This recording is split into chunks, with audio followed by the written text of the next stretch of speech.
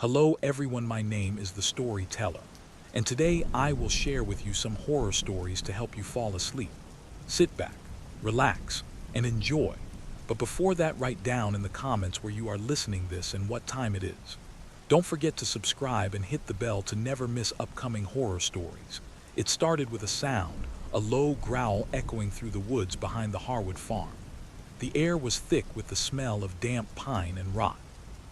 A lone dog limped from the shadows, its fur matted, its eyes burning red with feverish light. It had once been someone's pet, a golden retriever named Max, but now it was something else entirely. Eddie Harwood found it first just past sundown. He'd gone out to gather firewood, the sun bleeding into the tree line. He heard the whimpering before he saw the dog. It looked hurt, trembling, its mouth foaming slightly. "Easy there, boy," Eddie said softly, kneeling. He didn't notice the saliva dripping thick from the dog's jaws. He didn't see the madness twisting behind those glassy eyes. The growl came suddenly. The dog lunged. Teeth sank into Eddie's forearm before he could react. He screamed, tried to pull away, but Max held on with unnatural strength, ripping flesh before vanishing into the trees. By the time Eddie stumbled back to his cabin, pale and bleeding, his wife thought it was just a bad bite. She wrapped his arm, called the vet, and tried to calm him. But deep inside, something had already begun to change. That night, Eddie couldn't sleep. His body burned with fever, his thoughts melting into chaos. His mouth was dry, but he couldn't drink. Water terrified him. By dawn, he was gone from the bed. His wife found him outside on all fours, snarling into the fog. 2 days later, the sheriff's department found Eddie's body near the Harwood barn, or what was left of it. The scene was gruesome. His throat had been torn out. Tracks in the mud suggested it wasn't just the dog anymore. Sheriff Dalton scratched his chin. What the hell could have done this? Dr. Patel, the town's veterinarian, examined the tracks. "It's canine, Sheriff. Big, but strange gait, like it's limping." Dalton nodded. "There's been reports of a rabid stray around the forest line. Maybe that's our culprit." They didn't know the truth yet. That Max wasn't a stray. That he'd already bitten 2 other animals, a raccoon and a stray cat, both now wandering infected through the woods. By nightfall, the sickness had spread beyond the trees. Farmer Jenkins found his chickens dead in their pen, all ripped apart. His old hound, Duke, was missing. Hours later, screams echoed from his house. When neighbors came running, they found Duke in the kitchen, covered in blood, his jaws clamped around his owner's throat. Rabies, that's what the doctors said. But this wasn't normal rabies. The infection spread faster, twisted behavior beyond anything medical. The animals weren't just sick. They were coordinated, violent, hungry. The town of Marrow Creek went into lockdown. Police cruisers blocked the forest roads, and emergency broadcasts warned residents to stay indoors. The hospital overflowed with bite victims, some alive, some not for long. Dr. Patel noticed something terrifying. The virus mutated at an unnatural rate. Under the microscope, it looked intelligent. The infected brain cells fused and pulsed, as if the virus itself was thinking. Meanwhile, Sheriff Dalton organized search teams to find and kill the rabid animals. Most never came back. One group's radio transmitted only static and faint, panicked screams before cutting off. At the town's edge, a boy named Lucas sat on his porch, clutching his beagle, Penny. His mother begged him to come inside, but Penny started barking, staring into the woods. The trees rustled. A low, rumbling growl came closer. Lucas whispered, "It's okay, girl." But Penny's ears flattened. She whimpered and then bolted toward the sound. A flash of gold in the dark, the retriever, Max. He moved with an animal grace, saliva dripping like acid. Lucas heard the yelp, then silence. When he ran to find her, only a torn leash and blood remained. By the 5th day, the town's outskirts were crawling with infected dogs. Dozens of them, some strays, some pets, all with the same wild eyes and foaming mouths. They didn't hunt for food anymore. They hunted for infection. The Harwood barn became their den. Inside, carcasses hung from rafters gnawed clean. The air reeked of blood and decay. Max stood at the center, a trembling, twitching alpha, his movements sharp, deliberate. He wasn't just a sick dog anymore. He was a commander. The pack moved under moonlight, attacking livestock, breaking through fences, surrounding houses. Survivors boarded windows and prayed. Every howl that echoed through Marrow Creek that night felt like a countdown. At the gas station, a group of teens, Jake, Nora, and Ben, tried to flee in Jake's pickup. But the moment the engine started, dogs burst from the shadows, smashing against the windows, snarling and clawing. The headlights caught a glimpse of Max leaping onto the hood, his teeth slamming against the glass. It cracked, then shattered. Screams filled the night. When morning came, only the truck remained, doors open, blood smeared across the seats. The government quarantine came too late. The disease wasn't contained. Animals across neighboring towns began showing symptoms. Reports of attacks flooded the news, until finally, all communication went silent. Marrow Creek was cut off, a red zone, no one in or out. Dr. Patel recorded her last notes in a dimly lit hospital. "It's not rabies anymore," she whispered into her recorder. "It evolved. Host control is near total. They bite, but they don't always kill. It's like they want us alive, infected." Down the hall, something crashed through a window. The lights flickered. A growl echoed through the ventilation system. Patel backed away, holding a syringe of tranquilizer. "Who's there?"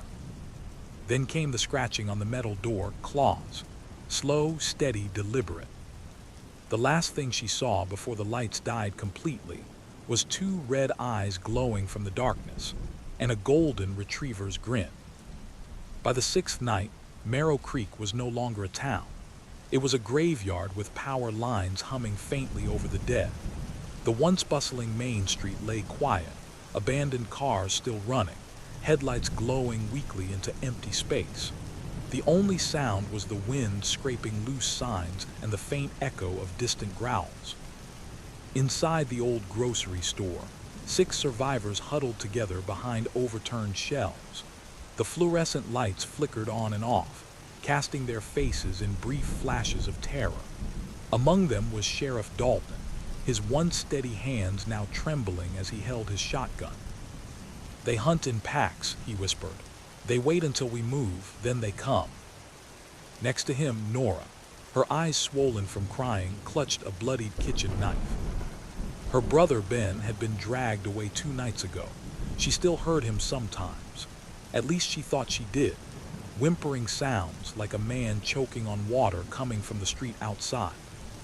"Stop it," whispered one of the others, a nurse named Lee. "You're hearing things. No one's alive out there." But she was wrong. Out in the parking lot, something crawled across the asphalt, something that used to be human. Its eyes were clouded white, its movements jerky, broken like a puppet with cut strings. Its skin was gray, its mouth foaming, teeth snapping at the air. The infection had crossed species. The rabies had jumped to man. Dr. Patel had recorded the first human case before she died. Sheriff Dalton found her recorder later that night, still blinking red on her desk. The voice trembled. Subject Eddie Harwood, first bitten by infected canine, died 48 hours post-exposure. Body showed violent muscle spasms before death. Reanimation occurred 3 hours later. No heartbeat, no respiration, yet motor function returned. Subject exhibited predatory focus. It's spreading through saliva and, God help us, through air in advanced stages. The pathogen. The recording cut off with a wet, animal-like scream. Dalton stopped the tape. "Reanimation," he muttered. "She said reanimation." Lee looked at him. "You mean like zombies?" He didn't answer. He didn't need to. Outside the window, the street was moving. Not people. Not anymore. Their bodies lurched in strange, inhuman rhythms, their eyes fixed in one direction, the Harwood forest. Every one of them followed the sound of the Alpha's call. A howl ripped through the night. It was deep, echoing, and distorted like metal twisting in a furnace. The pack moved as one. The infected humans moved with them. And in the woods, Max lifted his head toward the full moon, his once golden fur now soaked in filth and blackened blood. His tongue hung from his mouth, swollen and cracked, yet his eyes burned brighter than ever. He wasn't a dog anymore. He was something born of rage itself. By morning, the surviving group moved to higher ground, to the old mansion at the edge of town known as Maple Hill. It had been empty for years, once belonging to a rich recluse who vanished long before the outbreak. Now it stood like a fortress among overgrown trees. They sealed the doors, boarded the windows, and rationed food. The silence was heavy, broken only by distant barking. Nora sat by the window, staring out at the road. "They're watching," she whispered. Dalton looked up. "What?" She pointed. Down the hill, just barely visible through the fog, was a lone dog sitting perfectly still in the middle of the road. It didn't move, didn't blink, just sat there, its head tilted slightly, as if it were listening.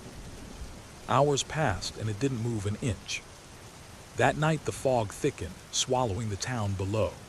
The group lit candles, tried to rest. Then faintly, the front door handle began to turn. Slowly, click, click. Dalton raised his shotgun. Lee grabbed the others and pulled them toward the stairs. The door burst open, and a man stumbled in, bleeding from his face, eyes wide with terror. "Help me, please," he screamed. "They're coming." Dalton pulled him in and slammed the door shut. "Who's coming?" The man's breath came out in short, wet gasps. Dogs, hundreds of them. And then, faintly through the fog outside, came the sound. A chorus of howls, closing in from every direction. They hit the mansion like a storm. Dozens, maybe hundreds of dogs, smashing into doors, clawing at windows, snapping at the wood until it splintered. The sound was unbearable, like the whole world was screaming. Dalton fired through the broken panels, hitting 2, maybe 3, but it didn't matter. For everyone that fell, more appeared. The infected man they'd saved began convulsing on the floor, foam spilling from his mouth. His eyes rolled white, his body twitching violently. Lee screamed, "He's turning." Dalton turned his gun, but it was too late. The man lunged at Nora, teeth sinking into her shoulder. Blood sprayed across the walls. Lee grabbed a lamp and smashed it over his head. The flames caught instantly. Kerosene had leaked from broken lanterns on the floor. Within seconds, the foyer was on fire. Smoke filled the hall as the group fled upstairs. Through the rising flames, Max appeared in the doorway, his body outlined by the firelight, eyes glowing through the smoke. He stepped over the bodies of his own pack, unharmed by the heat. He looked up the staircase, directly at Dalton. Their eyes met, man and beast, both survivors of a dying world. Dalton fired. The bullet hit Max square in the chest.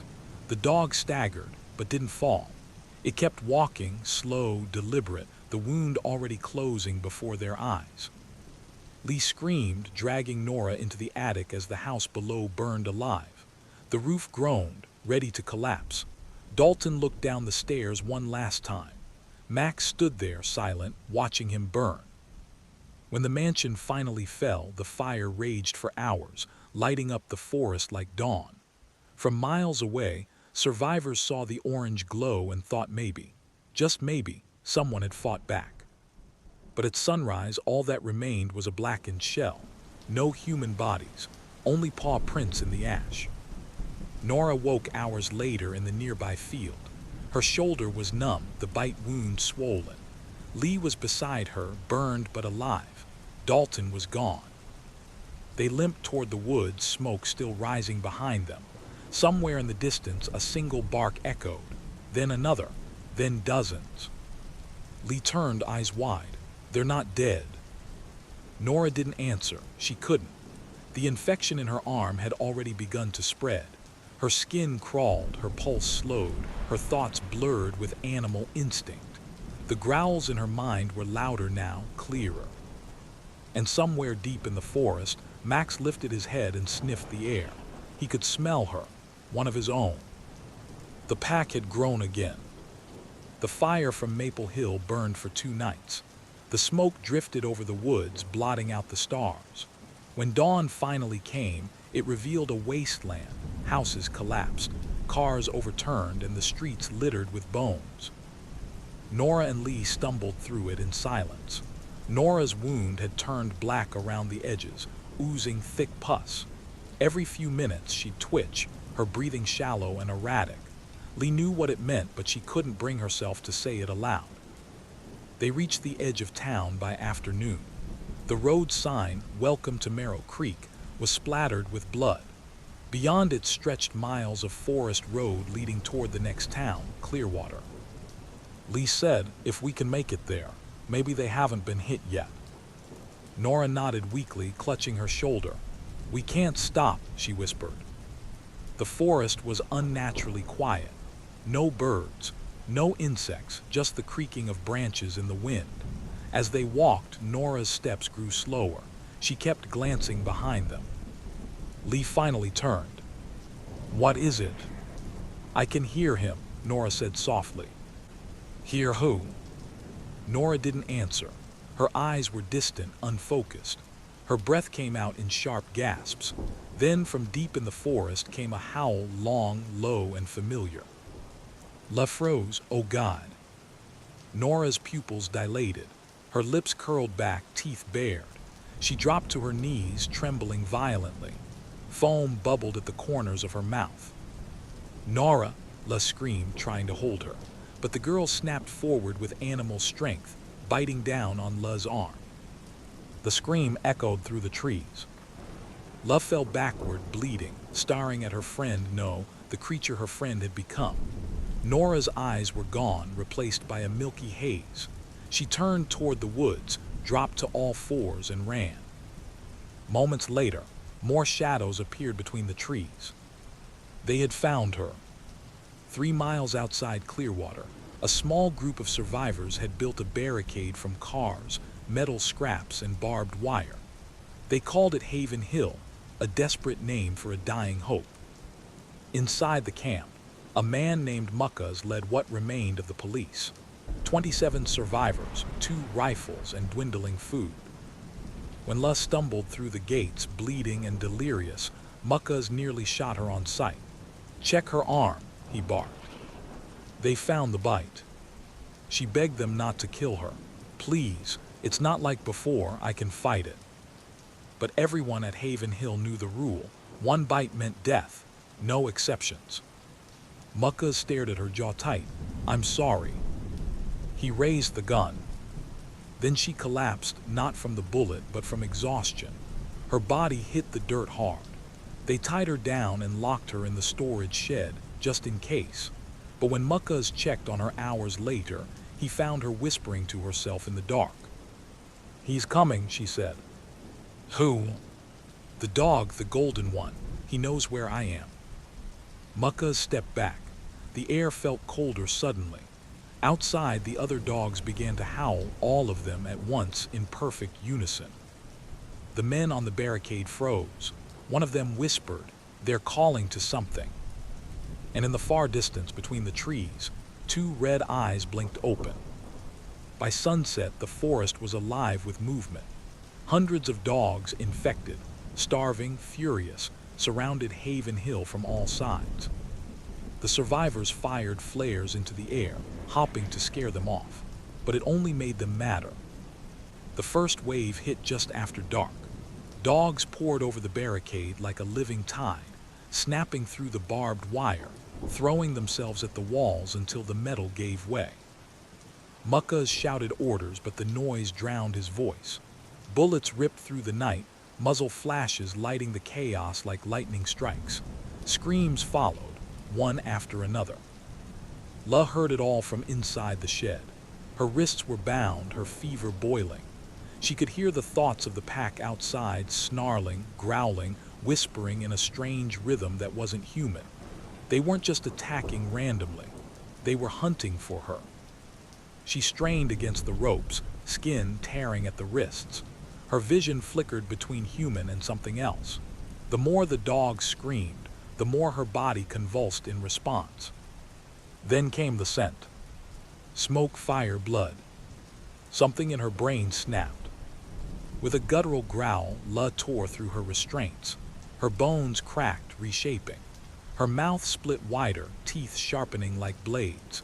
When the door burst open and Muckas stumbled in, bleeding and terrified, she was already on her feet.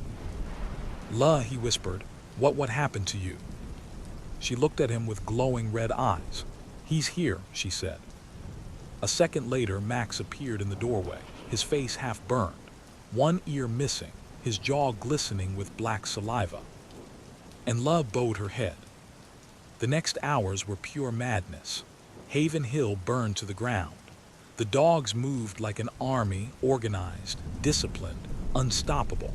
Those who tried to flee were ripped apart before reaching the road. Muckas fought until his gun clicked empty. He crawled behind an overturned truck, clutching a knife, breathing hard. He could hear the pack surrounding him, paws padding against the dirt, the sound of dripping saliva, a low, rhythmic growl that made his bones vibrate. Then a voice whispered, not human, not animal, but somewhere in between. Join us. Mucka's eyes widened. He turned his head slowly. La stood there, covered in blood, her movements fluid and unnatural. Behind her, Max watched silently, his chest rising and falling like a machine. You can't fight it, La said softly. It's already in the air. Muckas realized then that she was right. His vision blurred. His throat burned. He hadn't been bitten, but he'd been breathing the same air for hours. The infection had become airborne. La reached out a trembling hand. No more pain, she whispered. No more fear. Muckas tried to speak, but his tongue felt heavy. His muscles locked. He dropped the knife and collapsed to his knees. The last thing he saw before his vision went black was the retriever's teeth closing around his face. By dawn, nothing moved in Haven Hill except the wind. Smoke drifted from the ruins, carrying the faint stench of burned meat and wet fur. The dogs had left, moving east toward the next town. They were spreading mile by mile, guided by something deeper than instinct, a collective will, a hive of hunger. And at the center of it all, Max walked tall, the sun gleaming off his blood-soaked fur. In the distance, the highway stretched endlessly toward civilization. Cars began to appear on the road, families fleeing from the rumors of Marrow Creek, unaware of what waited ahead. A little girl in the back seat pointed out the window. Mommy, look, a dog. The mother smiled tiredly. A stray, honey, don't worry. But as they passed, the dog lifted its head, eyes glowing faintly red. Behind it, dozens more stepped out of the forest.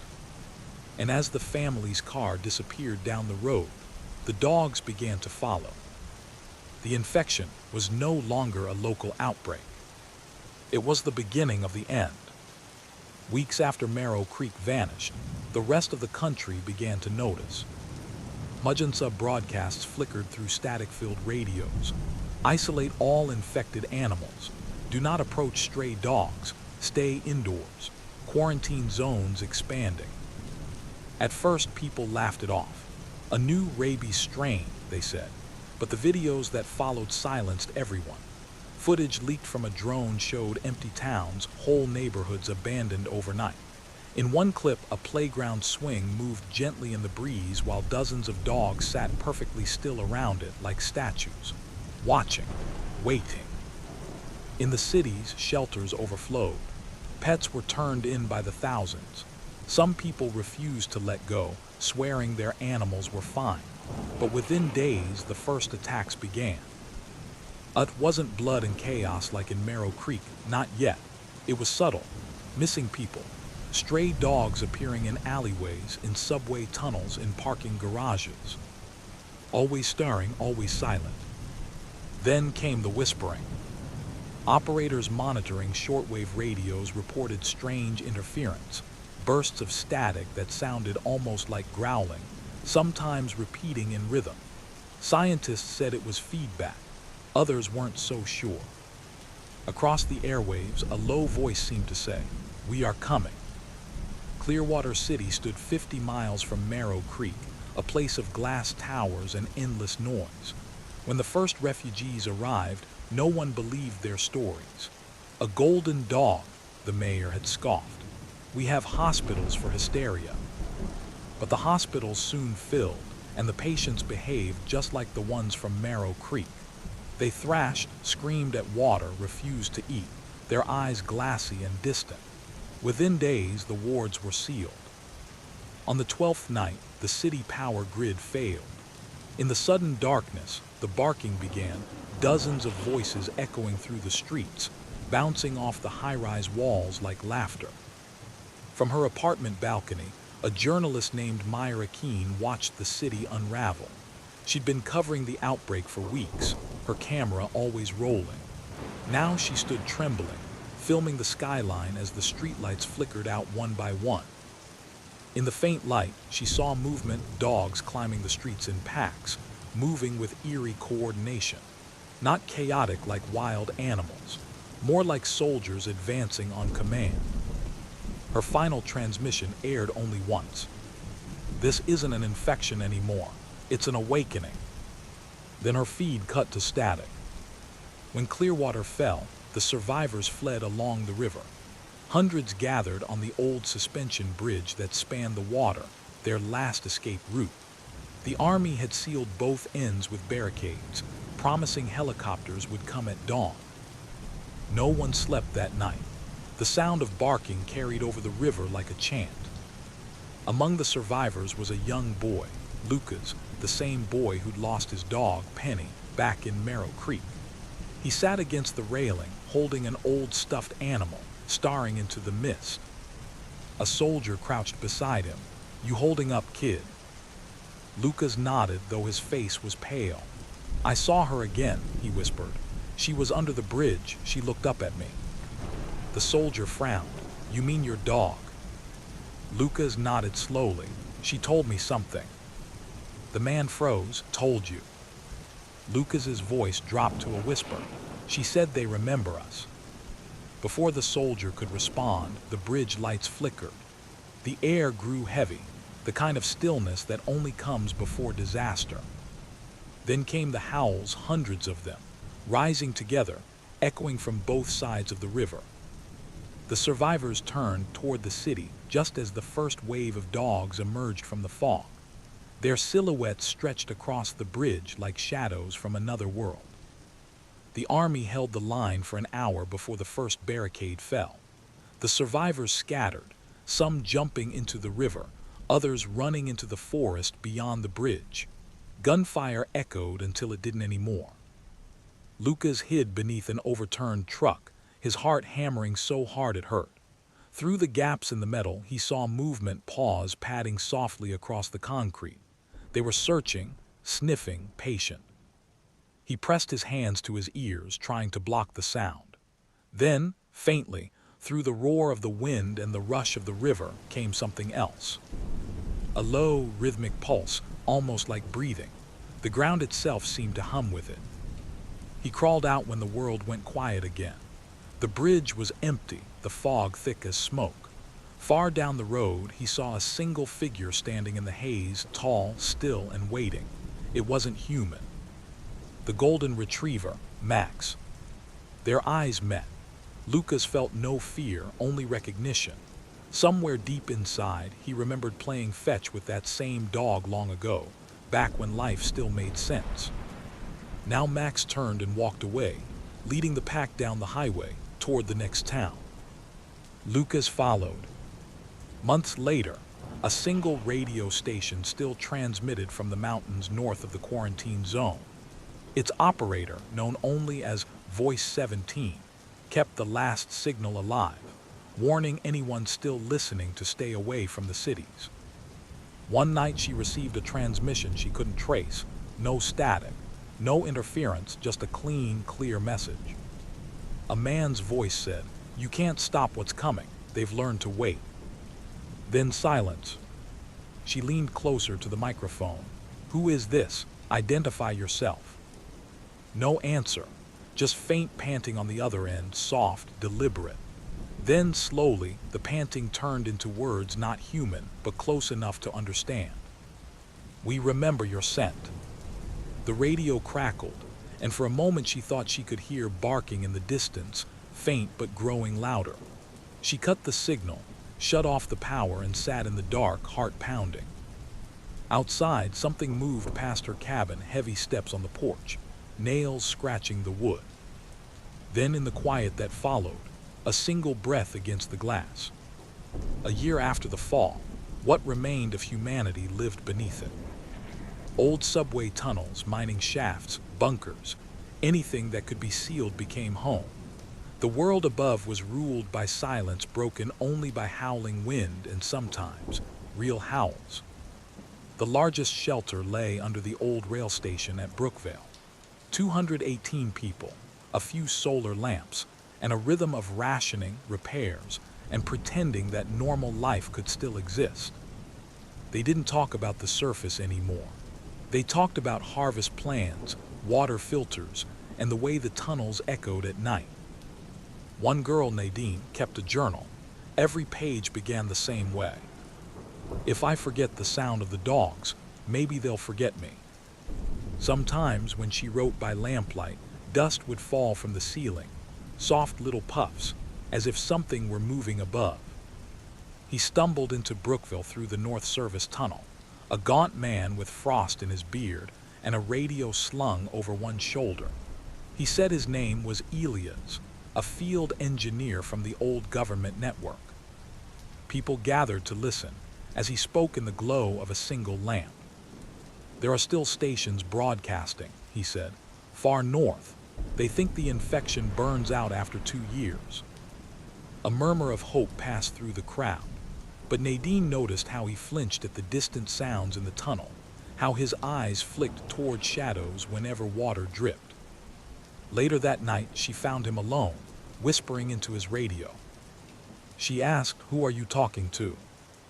He looked up sharply, "Just checking frequencies." The radio hissed softly, almost rhythmically, 3 slow bursts, one quick.